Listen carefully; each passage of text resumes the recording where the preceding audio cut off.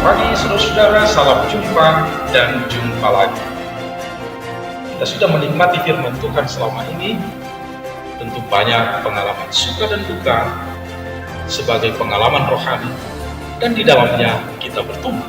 Oleh karena itu saudara-saudara, kabar-kabarilah pengalaman itu agar kita bisa bersama-sama berdoa. Sebentar lagi kita akan mendengarkan firman Tuhan yang akan mendampingi kita di dalam perjalanan hidup kita untuk tetap berbahagia. Shalom Bapak Ibu saudara-saudara yang terkasih, kita akan mendengarkan renungan pada hari ini. Sebelumnya mari kita berdoa. Kasih karunia dan sejahtera daripada Allah Bapa dan anaknya Tuhan Yesus Kristus. Amin.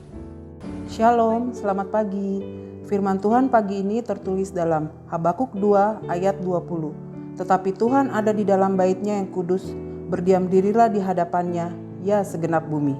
Demikianlah pembacaan firman Tuhan hari ini. Berbahagialah orang yang mendengarkan firman Tuhan serta memeliharanya. Amin.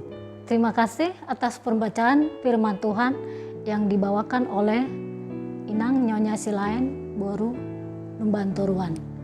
Kami mempunyai pertanyaan. Tuhan ada dimanapun, tidak dibatasi ruang dan waktu, tetapi mengapa masih ada saja orang yang melakukan kejahatan dan mau menduakan Tuhan? Terima kasih Inang Pendeta Boru Silalai. Bapak Ibu saudara-saudara yang terkasih, kita tentunya mengetahui keadaan yang terjadi dalam kehidupan kita ini.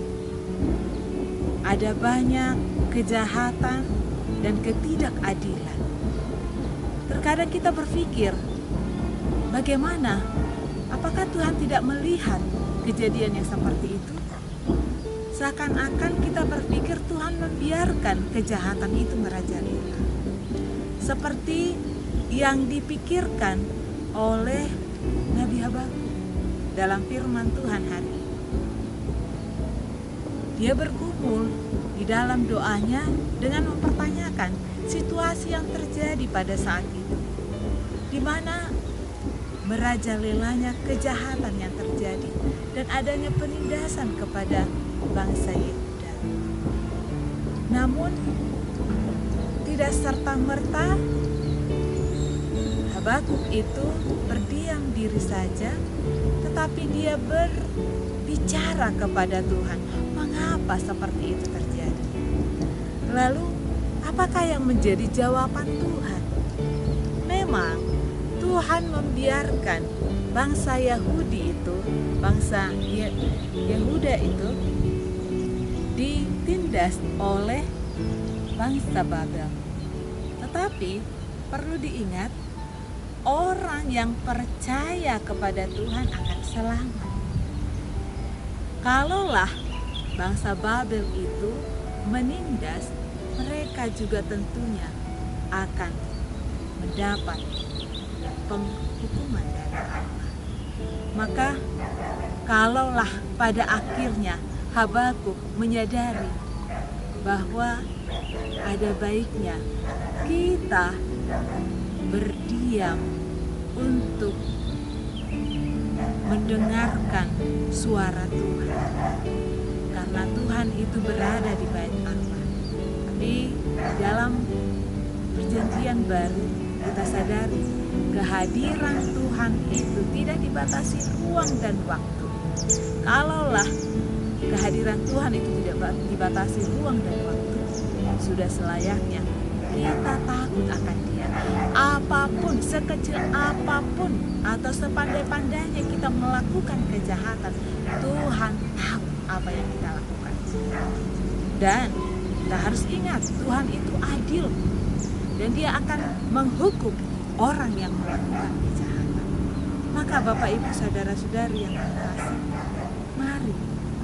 mari kita tetap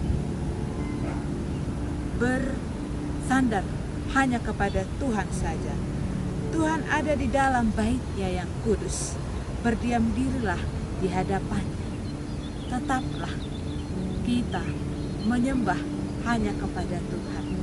Jikalaupun kita boleh melihat di sekitar kita banyak kejahatan, Ingat, pada akhirnya mereka akan mendapat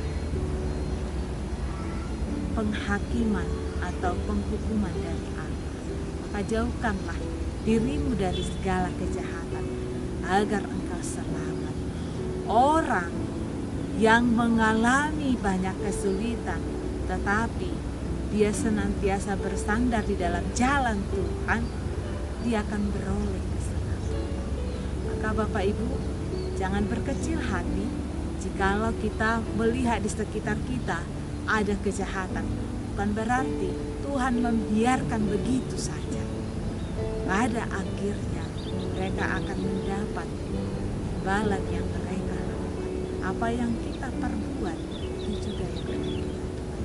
Maka selagi Tuhan memberikan kita kehidupan, mari berkarya di dalam Tuhan, dalam kehidupan kita, agar kita